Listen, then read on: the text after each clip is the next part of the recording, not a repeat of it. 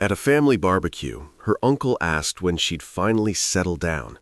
She snorted and replied loudly, "With him? Please." The laughter stopped when I said, "You're right." I handed her aunt my plate and left without another word. Hey viewers, before we move on to the video, please make sure to subscribe to the channel and hit the like button if you want to see more stories like this. And if you have your own story to share, send it to me. My contact info is in the description below. I'd love to feature it in an upcoming video. Thanks. The smell of charcoal and searing burgers was the smell of summer for 3 years. It was also the smell of family. Qley's family, to be exact. The Fergusons. I knew the warp of their deck boards, the sticky latch on the screen door, and exactly how long to let Uncle Rob rant about the neighbor's lawn before handing him another beer. I was at the grill with him now, a stained apron over my t-shirt, turning chicken breasts while he expounded on the virtues of indirect heat. "See, Alex, you crowd them all in the center, you're just boiling them in their own juice. Gotta give them space, like people." "Wisdom for the ages, Rob," I said, smiling, shifting the pieces to the cooler side of the grate. I brought my own potato salad, a recipe from my mom that involved dill and just the right amount of vinegar. Aunt Susan had practically hugged me for it when I arrived. "A man who cooks, you're a keeper, Alex." She'd said it 100 times. From the patio, laughter erupted. Qley was holding court with her cousins, Megan and Liv. She was gesturing broadly, recounting some story from her marketing office. She caught my eye and gave a quick, perfunctory smile before turning back. She looked vibrant, her hair catching the late afternoon sun. I felt a familiar, comfortable warmth. This was my life. It was good. Later, bellies full, the gathering settled into a contented hum. I was collecting empty plates, stacking them by the kitchen door. Uncle Rob, his face flushed with Merlot and sunshine, slapped a heavy, friendly hand on my shoulder, pulling me into the circle where Qley lounged on a patio chair. "So," he boomed, his voice cutting through the chatter, "serious question for you two." He wagged a finger between me and Qley. "When's our Qley finally gonna make an honest man out of you, Alex? Huh? We're not getting any younger. Time to settle down, plant some roots." It was the same joke he'd made for 2 years. Usually, Qley would roll her eyes playfully and say, "Don't rush us, Uncle Rob." I'd shuffle my feet and grin, a comfortable routine. But not today. Qley didn't roll her eyes.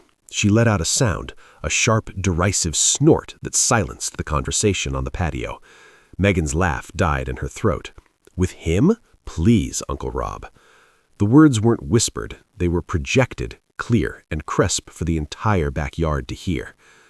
The world didn't narrow. It became horrifyingly high definition. I saw the sprinkle of freckles on Aunt Susan's frozen face. I saw the bottle of IPA suspended in Rob's hand halfway to his mouth. I saw Liv wince and look down at her lap.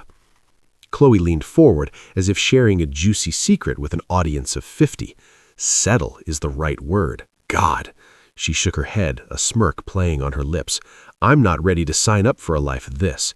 Her gesture was a lazy, all-encompassing wave that took in the grill, the faded deck furniture, the suburbs stretching beyond the fence. It took in me. My heart wasn't pounding. It felt like it had stopped entirely, a cold, dead stone in my chest.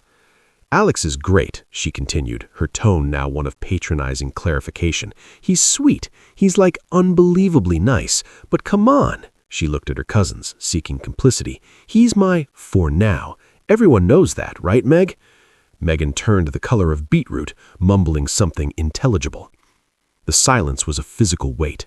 It was the absence of everything, of birds, of traffic, of breath. All that existed was Qley's casual, breathtaking cruelty hanging in the air between us. She wasn't being malicious. That was the worst part.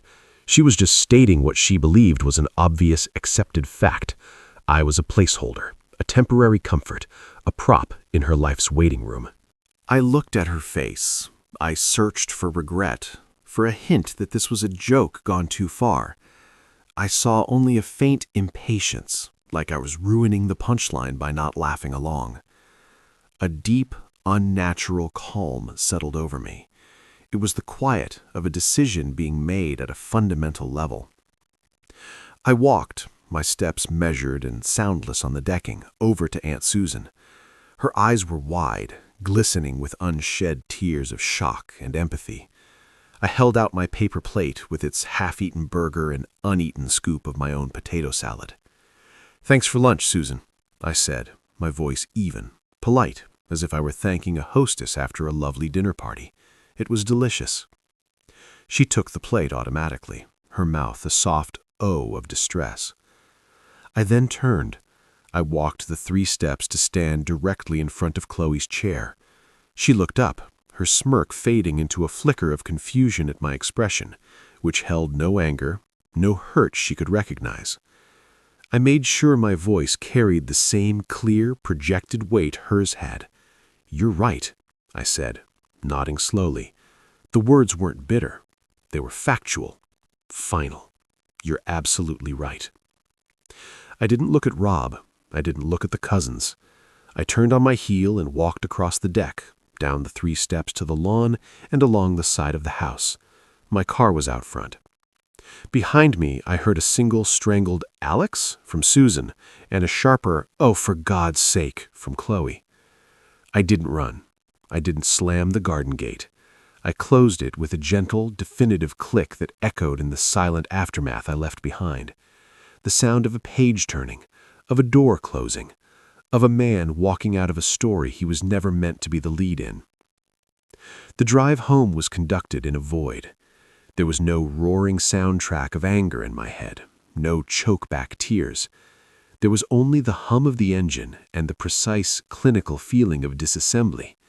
It was as if the person who had been publicly dismantled at that barbecue, Alex, the boyfriend, the reliable grill mate, the future son-in-law, was still back there, a shell on the Ferguson's patio.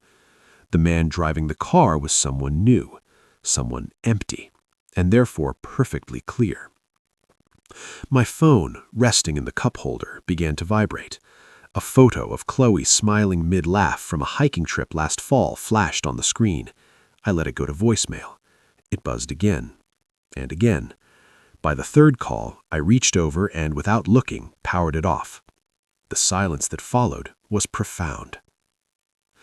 My apartment felt like a museum dedicated to a relationship that had just been revealed as a fiction. The framed photo on the bookshelf from her sister's wedding, me in an awkward suit, her beaming. The ridiculous, overpriced candle she loved that smelled of rain-drenched peonies. The coffee mug with an inside joke printed on it that wasn't funny anymore. I didn't smash anything. I didn't cry. I opened my laptop and created a new document. The title, Exit Strategy. The first step was logistical. I boxed up everything that was hers or that explicitly reminded me of her. The candle, the mug, a sweater she'd left, the photos. I didn't rage pack. I folded, wrapped, and labeled with the detached efficiency of a museum archivist storing a failed exhibit. The box went into the storage closet. Out of sight, but not yet out of mind. That would take a different kind of work. I powered my phone back on. The notification flood was almost impressive. Qley, 5:42 p.m. What the hell was that? You just left. You made a huge scene. Qley, 5:59 p.m. My mom is crying. My uncle feels terrible. Way to make everyone uncomfortable over a joke. Qley, 6:20 p.m. Are you really not going to answer me? This is so immature. Qley, 7:05 p.m. Alex, call me. We need to talk. Qley, 8:30 p.m. Fine. Be a child. You know I didn't mean it like that. I read them with the curiosity of an anthropologist studying a foreign culture. The primary emotion conveyed wasn't remorse. It was annoyance. Annoyance that I had disrupted the narrative, that I had refused to play my role as the understanding, unflappable boyfriend who would shrug off a joke at his expense for the sake of harmony. The subtext of every message was, "You are overreacting. Get back in line." I didn't block her. Not yet. The messages were data. They were the final, irrefutable evidence I hadn't allowed myself to see before. As night fell, the data morphed. Qley, 10:15 p.m. Okay, I'm sorry you got your feelings hurt, but you have to understand how Rob puts me on the spot. I had to say something. Qley, 11:02 p.m. Can we please just talk? This is stupid. The "sorry you got your feelings hurt" was a masterpiece, an apology that placed the fault on my sensitivity, not her cruelty. I put the phone face down. In the dark, silent apartment, the flashbacks came. Not the curated highlights reel, but the outtakes. Me canceling a weekend fishing trip with my brother to help her paint her apartment because she'd just get overwhelmed doing it alone. Me spending 3 evenings and a small fortune on parts to fix the persistent rattle in her car, her gratitude lasting approximately until the next time she needed a ride. Me sitting through endless dinners with her work friends, listening to them talk about influencers and market saturation, my practical job in data management, a gentle, unspoken punchline. Each memory clicked into place like a piece of damning evidence. My loyalty, my support, my quiet presence, they weren't valued, they were expected. They were the baseline services provided by the help, and the help isn't supposed to have feelings or pride or walk out. The next morning, a new tactic. "Qley, 9:17 a.m. I'm coming over. We're talking about this." I didn't reply. At 9:45, my doorbell rang. 3 long, insistent presses. I sat at my kitchen table, drinking coffee, reading the news on my tablet. I heard the faint jingle of her keys. She still had a set. The knob turned, but the deadbolt, which I had engaged, held fast. A pause, then a sharp knock. "Alex, open the door. I know you're in there." I took a slow sip of coffee. The silence was my answer. "This is ridiculous." Her voice was muffled but clear through the wood. "You're being so dramatic. Open the door right now." More silence. I heard a frustrated sigh, then the sound of her keys being shoved back into a purse.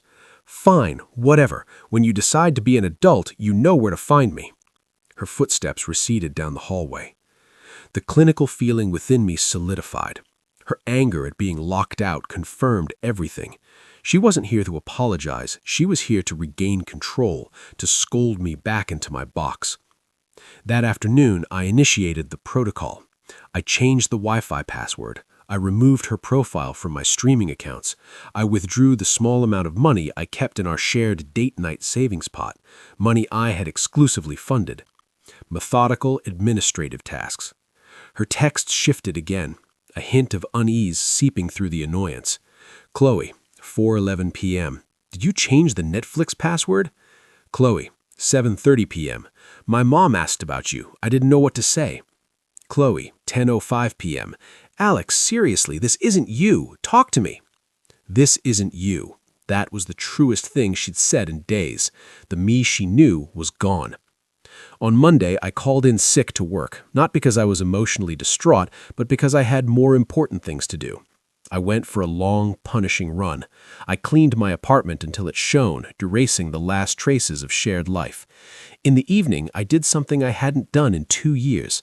I called my old friend Mark from my pre-Qley life, the one she'd found kind of a bro. "Dude," I answered, "I was starting to think you'd been abducted by aliens, or worse, your girlfriend's book club." "Something like that," I said. "You free for a beer this week?" That night, the final message of Phase 1 arrived. "Qley, 11:48 p.m. I can't believe you're doing this. I can't believe you're just throwing everything away over one stupid comment. I guess it just shows how fragile this all was. I hope you're happy." It was the masterpiece, the ultimate reversal. She was the victim of my unreasonable actions. She was the one being abandoned. The sheer audacity of it was almost impressive. It was also the final piece of data I needed. I picked up the phone, I navigated to her contact, I didn't block her. Instead, I changed her name in my contacts from Qley, <3, to FERGUSON, C. Then I muted the conversation and set my phone to Do Not Disturb. The radio silence wasn't a tactic. It wasn't a game to win her back. It was the sound of a man walking away from a conversation that had ended long before he'd finally listened. The silence was no longer empty. It was full of potential. And for the first time in a long time, it belonged entirely to me. Weeks bled into a month, then 2. The world, which had narrowed to the pinpoint of that backyard humiliation, slowly widened again. The silence I'd cultivated wasn't just an absence of her. It was space. and in that space, I began to build. Ferguson's C remained muted. The messages still came, but I configured my phone to file them directly into a digital archive without notification. I checked it once a week on Sunday evenings with the detached interest of a historian reviewing primary sources. The tones cycled through predictable phases: indignation, bargaining, guilt-tripping, and finally, a simmering, confused silence that lasted for a full 3-week stretch. My energy went elsewhere. I accepted the promotion at work I'd been hesitant to take because it required more travel. Travel Qley had called a flaky excuse to avoid real life. I signed up for the advanced data analytics certification I'd bookmarked a year ago. I rebuilt the engine on my old Jeep with Mark, our hands greasy, conversations revolving around carburetors and baseball, not relationship drama.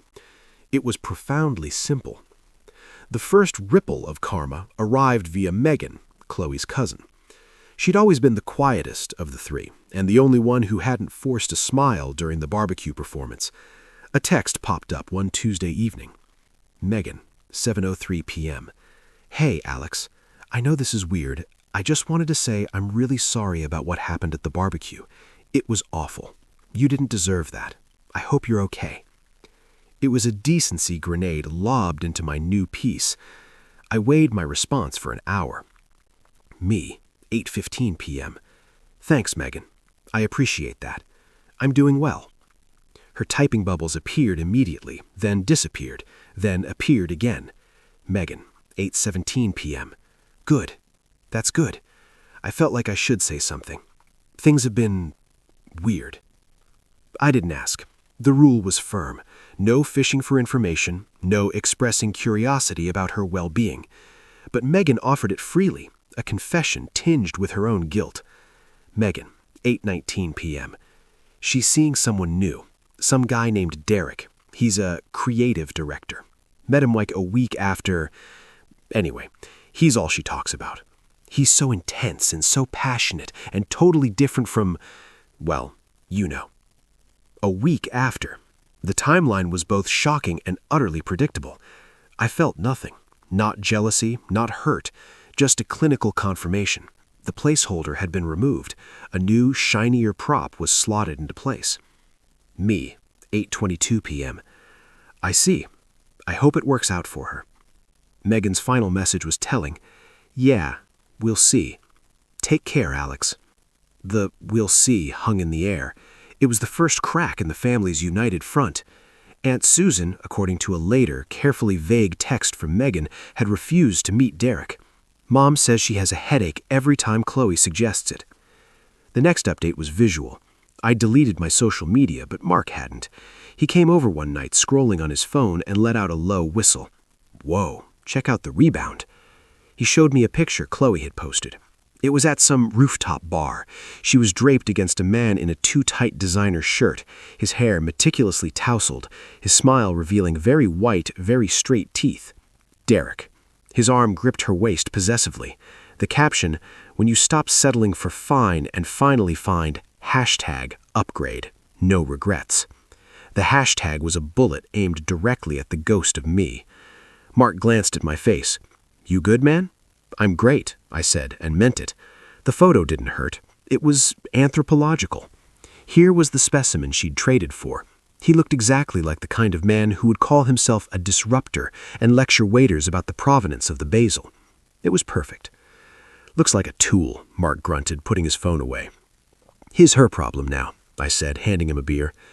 The true unraveling began a month later. The reports from Megan became less frequent but more substantive.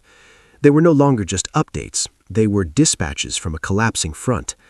Megan, 11:12 a.m. Derek lost his job. Apparently he pivoted out of his company after a creative disagreement with the founders. Qley says he's focusing on his personal brand now. Megan, 3 weeks later. Qley asked to borrow money from Mom for rent. Derek's brand-building phase is apparently cash-intensive. Mom said no, it was a whole thing. Then the tone shifted from observational to concerned. Megan, 9:45 p.m. Have you talked to Qley at all? She seems really on edge. Liv said Derek showed up at her work unannounced last week and made a scene because some guy was talking to her. It was weird. I didn't reply. The fire was showing its first sparks of being uncontrolled. The climax came not from Megan, but from an entirely unexpected source. Rob. His name flashing on my screen one Saturday morning was a surreal throwback to a past life. I answered, my voice neutral. Rob? Alex. He sounded tired, older. Listen, I don't even know how to start. What Qley said at the barbecue, Susan hasn't spoken to her properly in weeks. I haven't either. It was cruel, plain and simple, and I'm sorry I was the idiot that started it. It's not your fault, Rob, I said. And I meant that too. He was a catalyst, not the cause. You asked an honest question, she gave an honest answer. It was the honesty that was the problem. He was quiet for a moment, absorbing that. Yeah, I guess it was. He cleared his throat. I'm not calling just to apologize. I'm calling to warn you, maybe. Warn me? She's in a bad way, Alex. This Derek fella? Rob's voice dropped, thick with disgust. He's bad news. Got a temper on him. Borrowed my power washer last month and returned it with the pump burned out, then told me I must have given him a faulty machine. Cheeky bastard. But with Qley, it's more. She's jumpy. She looks thin. She dropped her phone last week when we had them over for a minute, and he snatched it up off the floor before she could, laughing like it was a game. Didn't look like a game to me. I listened, saying nothing. The image was clear and ugly. The reason I'm telling you, Rob continued, his voice strained, is she's talking about moving in with him to a place he can't afford. And I have a feeling when this goes south, and it will, she's going to come running back to you, looking for her old for now guy to clean up the mess. Susan's worried sick about it. I looked out my apartment window at the clean, calm morning. I had a gym session booked. I was meeting a colleague later to discuss a new project. My life was orderly, peaceful, and mine. Rob, I said, my voice firm but not unkind, I appreciate the call, and I'm sorry Qley's in a difficult situation, but I'm not a fallback plan. I'm not a cleanup crew. That chapter is closed, permanently. A long sigh of what sounded like both regret and relief came down the line. I figured you'd say that, and I don't blame you one damn bit. I had to try, for Susan's sake. Tell Susan I said hello, I said, a small, genuine smile touching my lips. It was the only piece of that old life I cared to acknowledge, and that I still think about her potato salad. I hung up. I sat for a moment, the final piece of the karma puzzle slotting into place. Her upgrade was volatile, unemployed, and showing signs of being controlling. Her family, her source of unwavering support, was pulling back, their loyalty eroded by her own actions, and their distaste for the consequences she'd chosen. She was isolated, making desperate decisions. I felt no schadenfreude, no triumphant I told you so. The feeling was simpler, more profound. It was the confirmation of a correct calculation. I had been assessed as a liability. I had removed myself from the ledger. Now the asset she'd chosen was actively depreciating, taking her value down with it. The unraveling wasn't my drama to watch. It was a weather report from a country I'd left. The forecast was storms.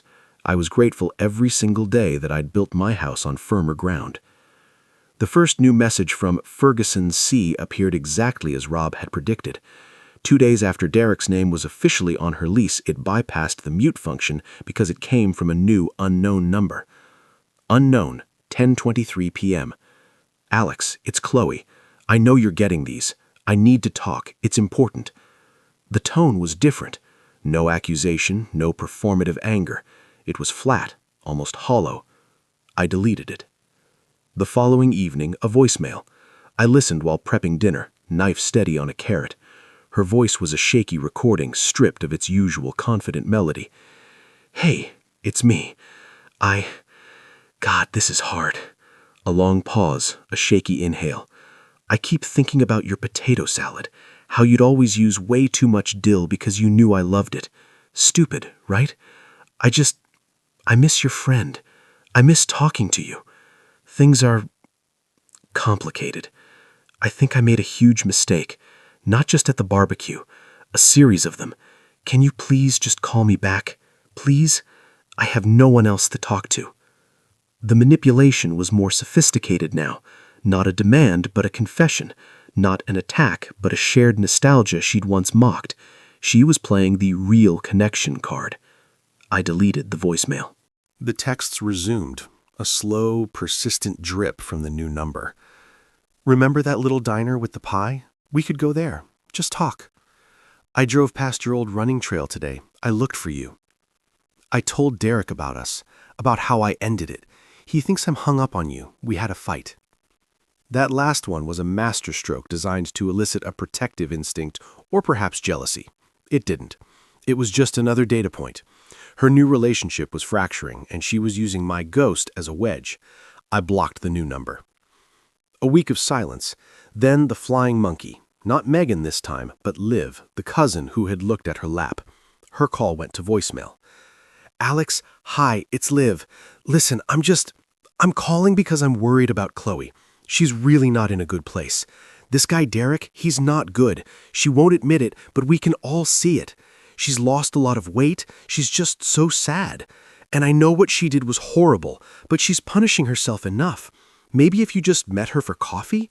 Not to get back together, just she needs to hear she's not a monster from from you. Just think about it." Liv was a gentler negotiator, appealing to mercy. I didn't think about it. The request itself was an insult. My job was now to absolve her of her own consequences. The escalation came on a rainy Thursday.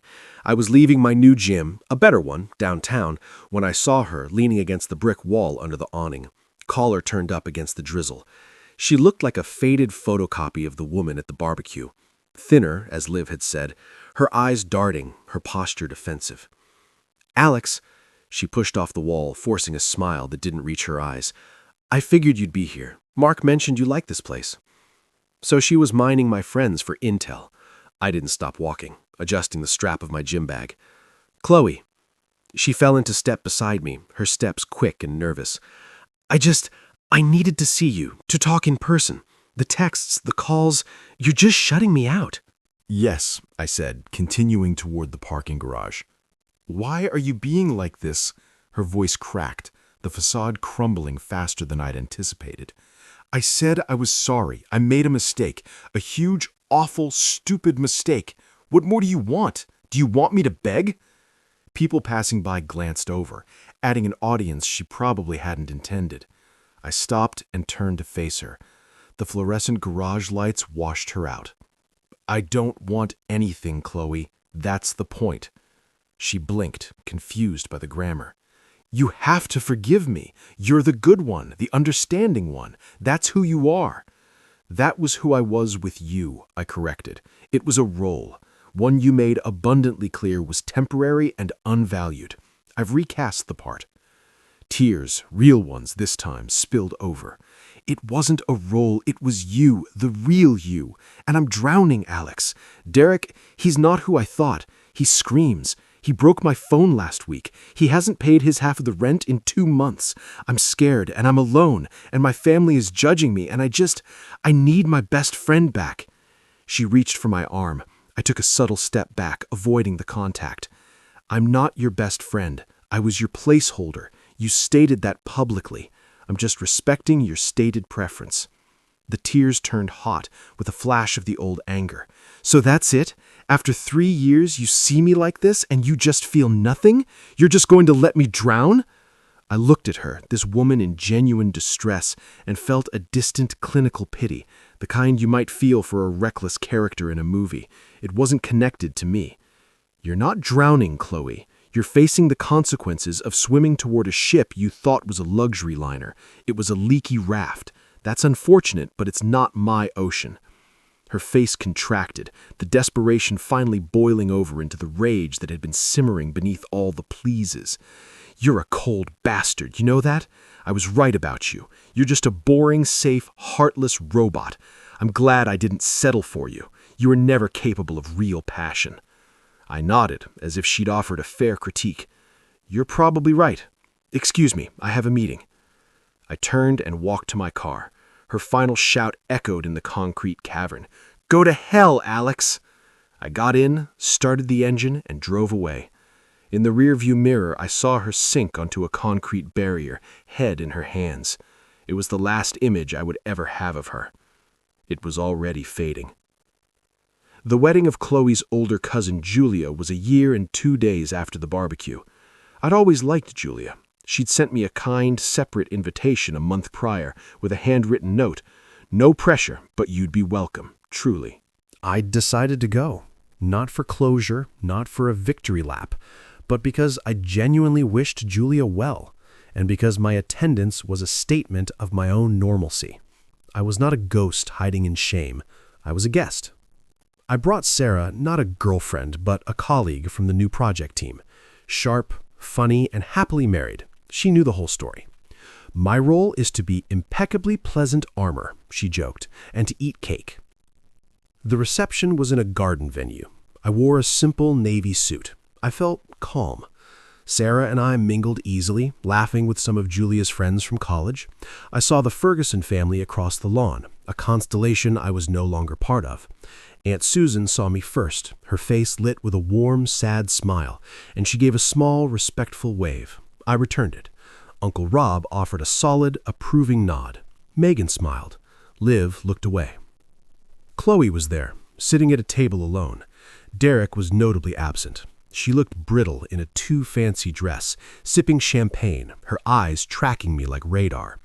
I acknowledged her with the same faint, polite nod I'd given Susan, and turned back to my conversation. I felt it before I saw it, the approach, a presence at my elbow radiating tense energy. Sarah excused herself smoothly to find more of those crab puffs. "Alex." I turned. My expression was the same one I used in boardrooms, attentive, neutral. "You came," she sounded stunned. "Julia is a lovely person. I was happy to celebrate with her." She searched my face for irony, for pain, for a crack. She found only a polite wall. "You look good." "Thank you. You look well." A harmless social lie. A strange silence. The band played a soft jazz standard. "Derek and I were done. He moved out last week, took the TV and my espresso machine." "I'm sorry to hear that," I said. The automatic, empty phrase of a stranger, violating my own rule, but in a way that was utterly devoid of meaning. She flinched as if slapped by the indifference. "I am too, but it's for the best. You were right about everything." She took a step closer, her voice dropping to an intense whisper. "I see you now, the man you became. This," she gestured vaguely at my suit, my posture, the space around me that felt calm. "I did this. My mistake, it woke you up. It made you into this." This was her final, desperate narrative, that her betrayal was a painful but necessary gift, that she was the architect of my improvement. I took a slow sip of sparkling water. "Qley, you have a fundamental misunderstanding." She stared, waiting for the forgiveness, the acknowledgement of her twisted sacrifice. "I didn't become this to win or prove anything to you. I became this because the man who would stand there and tolerate what you said, who would consider it a joke or a mistake, that man had to die.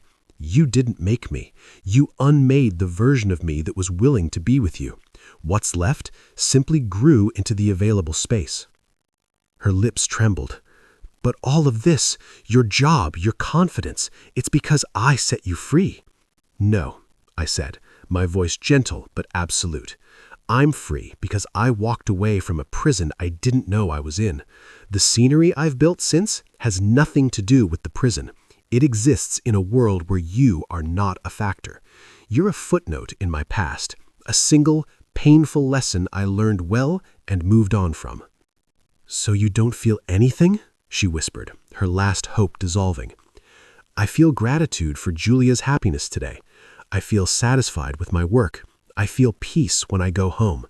In relation to you, I feel nothing, not hatred that would require energy. I am truly indifferent, and for what happened, indifference is the only appropriate response." The finality of the word indifferent hit her like a physical blow. She swayed slightly. All her apologies, her tears, her rage, her desperation, they were waves crashing against a shore that no longer existed. I was inland now, in calm, settled country. Sarah reappeared, perfectly on cue, holding 2 glasses of water.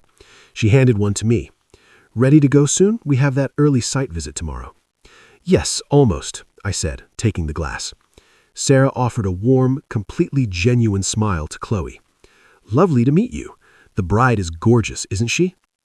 Qley could only stare, utterly defeated by the normalcy, by the seamless team we presented, by the concrete evidence of a life that had continued, flourished, and completely forgotten her.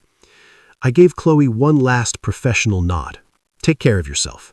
Then I turned, offered my arm to Sarah, and we walked away, joining the group on the dance floor to say our final goodbyes to Julia.